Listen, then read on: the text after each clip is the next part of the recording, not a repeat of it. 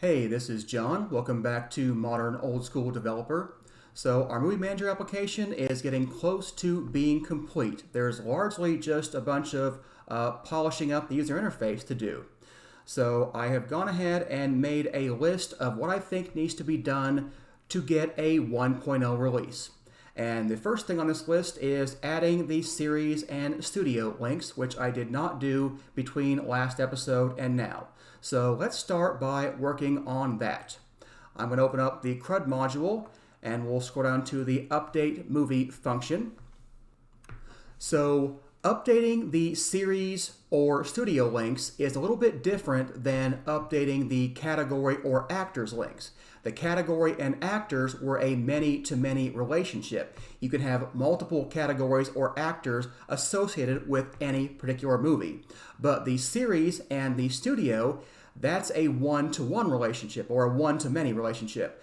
Each movie can only have one studio or one series. So rather than saying we can add a series or remove a series, we have to say we can add a series if it didn't have one, we can remove a series if it did have one, or we can change the series to another one.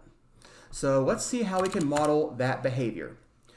So first I'm going to say if movie.seriesID does not equal the data.seriesID, this will let me know we've had a change in our series. So we're either removing it, adding it, or changing it.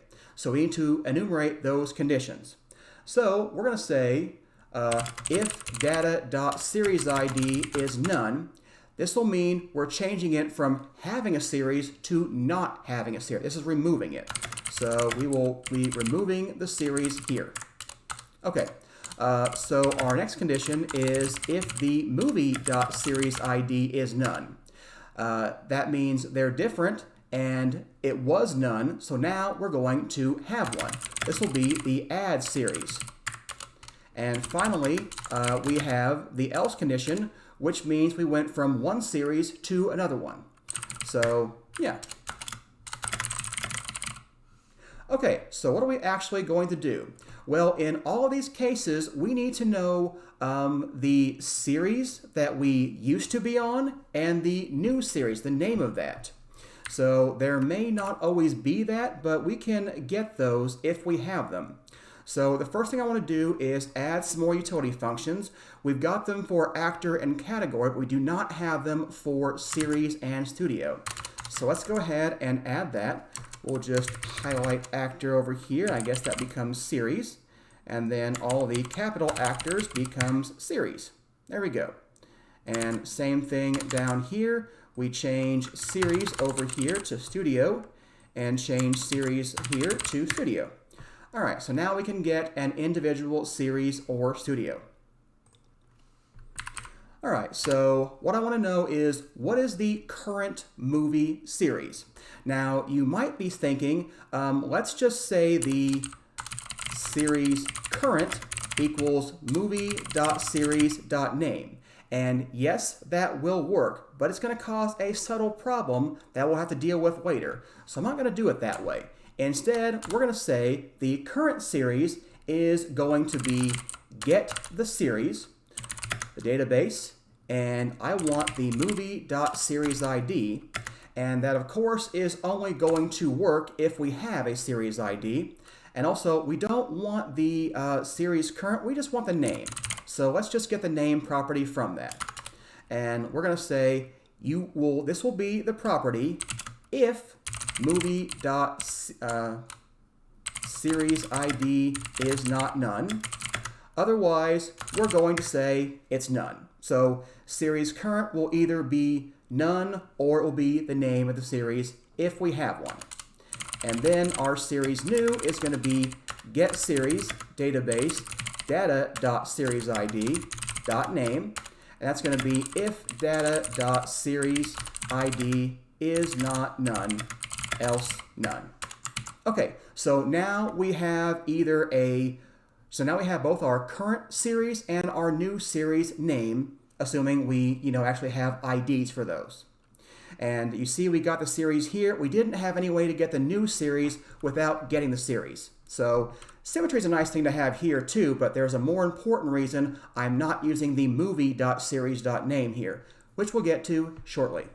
Okay, so let's remove this pass and let's say, what are we going to do here? So just like when we did the category and studios, all right, category and actors, we had that util function to update a link.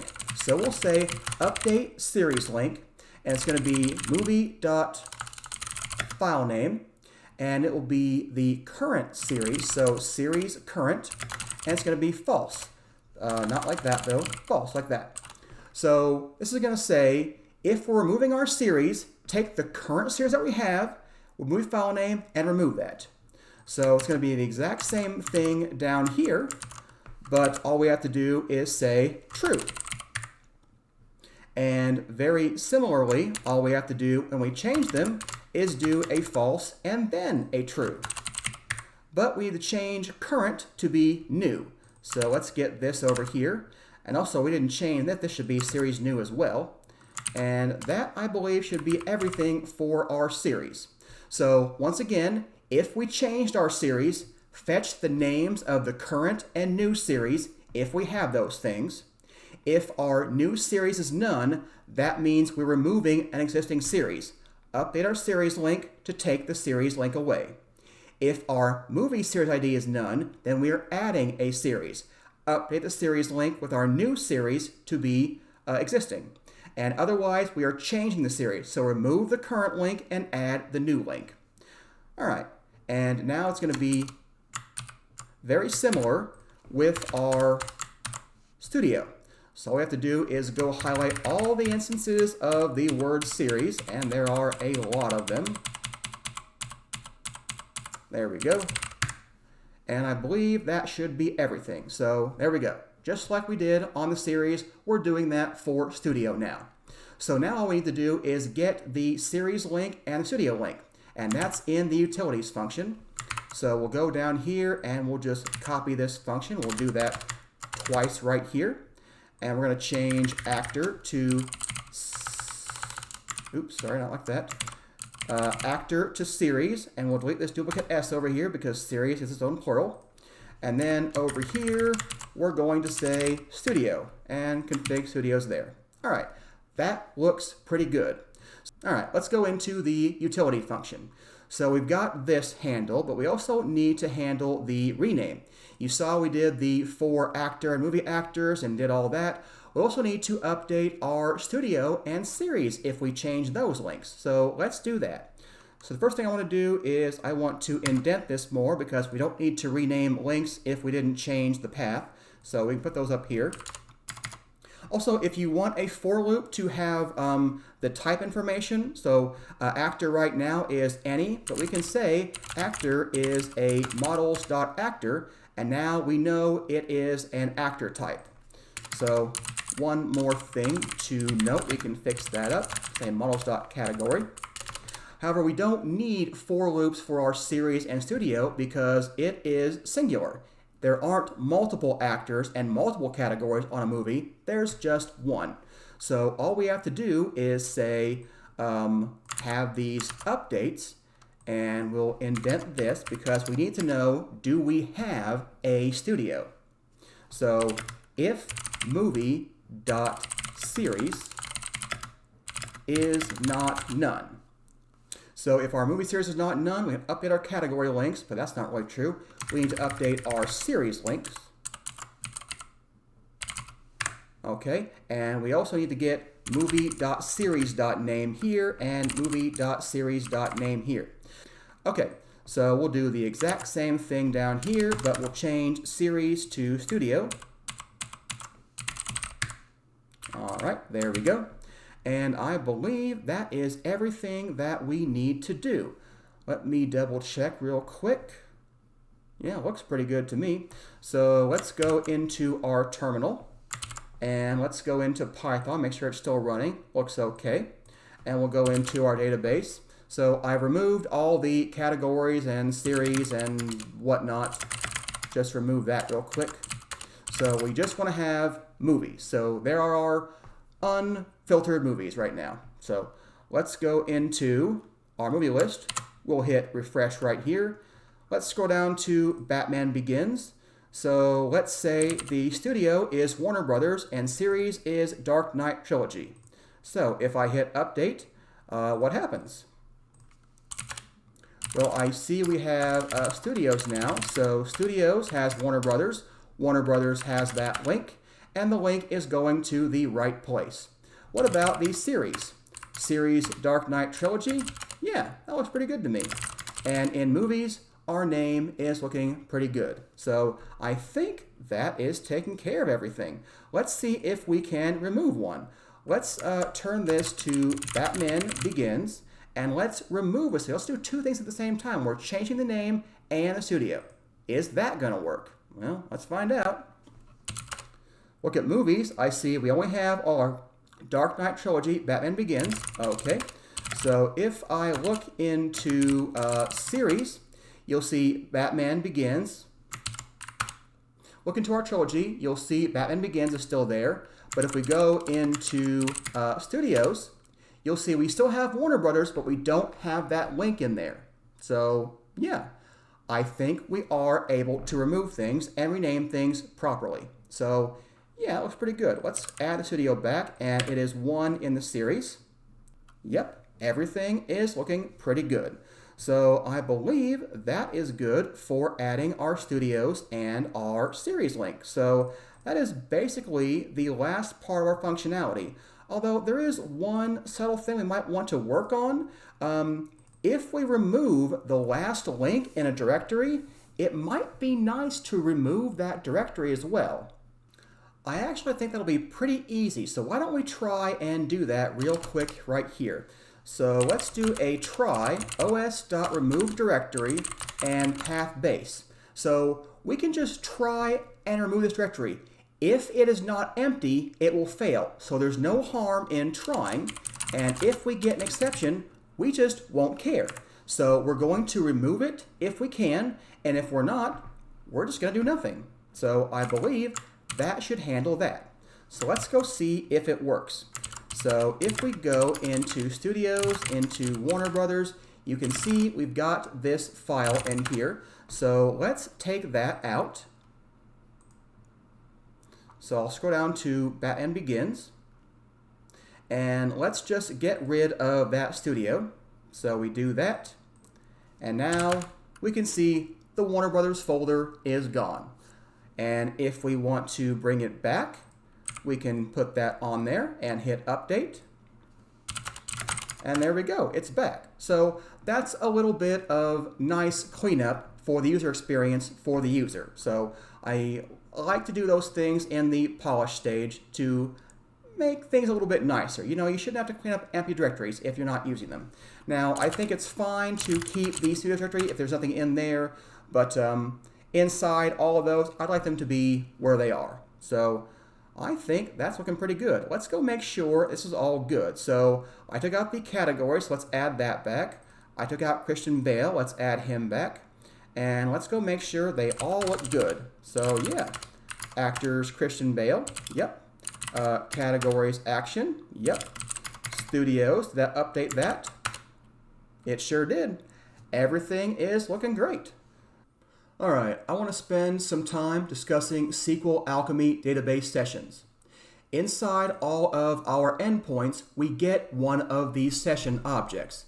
And the job of the session is to abstract away the details of interfacing with your actual SQL database. In our case, SQLite. And this is great because usually we don't need to think too hard about what the session is actually doing. However, in some places that might cause us problems if we don't know what's happening. So let's go back into crud.py. Over here, I fetched a new series object, the current series and the new series. So wait a minute, didn't we already have the current series in our movie object? Yeah, didn't we have movie.series? So if we already had that, why did I fetch series current again? Seems odd. Well, the answer is two The answer is in two of the behaviors SQLAlchemy does for us behind the scenes. So let's go into models.py, and here is our movies table. It's made up of our columns and our relationships. So the first thing to note is that SQLAlchemy by default will cache things to the session whenever it gets information from the database. So if we fetch a movie, it will cache all of this information. However, another optimization it does is lazy loading. So it's not going to fetch any of this information, and therefore it will not be cached. So any of these relationships will not be fetched or cached by default when we fetch a movie. Only this information. So if we go back to crud.py, if we had used movie.series.name here, which we could have, we would have fetched the series and cached that data. So then why did I choose to get series from the database again? Why not just use our new information? It would have fetched it for us, so what's the problem? Well, the problem is that if we cache that data, we are caching the current series, not the new series. And we are about to change the series. We're going to change it right here. And we know that we're changing it because we have a new series ID. So if we cache this information, we'll be caching our current series. Is there anywhere farther down that we're going to use the movie series and expect it to be the new movie series? Well, I don't see anything in here or anywhere. What about in here? What about when we rename the movie file? We are using the series name here. And we do need the new series name because we changed the file name and we need to make the new link. This is going to try to remove the link that doesn't exist, but that's not a problem. The problem would be we wouldn't be making the new link if we didn't have the new series name. So if we had cached series name, we would have the old series name and we wouldn't have the right links. All right, so that is the problem I was avoiding by fetching these new series. All right, so was there another way we could have handled the movie cache? And yes, there was. SQLAlchemy provides methods for expiring a cache on an object. So had we used movie.series.name here and cached the current series name, we could have come down here and expired the cache before we used the rename movie file function. So we could just do db expire movie, and that will flush the cache from the movie object. And then when we try to access movie series name, it would go fetch it from the database again. All right, so problem solved, right? Why don't we do this? Well, the answer is there is more information in the movie cache than just what SQLAlchemy fetches from the database. It also contains list of pending changes to the object, and we're making some of those right here. Okay, so how do these pending changes get written to the database? Well, there is a two-step process. First, you have to flush these changes to the transaction buffer, and then you have to commit or roll back those changes. But wait a minute, I don't see anywhere where we're doing some kind of flush operation. The answer is commit does an implicit flush before it tries to run your changes. So we don't have to flush things if we're going to run commit explicitly. But if we expire things, we're going to lose all of these changes, which is not what we want. So we could do db.flushMovie, and that would flush all of these changes to the transaction buffer, and therefore we would not have them expired off of our movie object. That seems, I don't know, seems like more work than what I did before. So I decided to go a different direction. We could also have expired our cache right here, and that would have worked.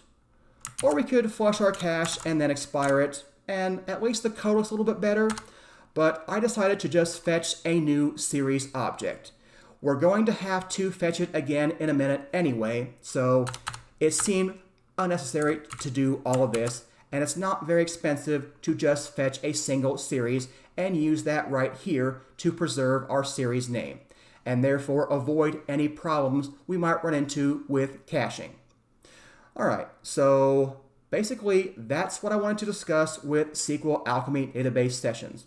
So you get the session, you fetch objects, it caches those objects, it caches the changes, and when you commit, it flushes those changes to the transaction buffer and then writes them to the database. If you do a rollback, it flushes the changes to the transaction buffer and then throws away the transactions. So that is how SQLAlchemy database sessions work, more or less. There are a lot more details, but I think that's good for now. All right, I think that's a good wrapping up point for today's episode. Hope that you enjoyed it. If you did, hit that like button, hit that subscribe button, help us grow the channel, and I will see you next time. Thanks for watching.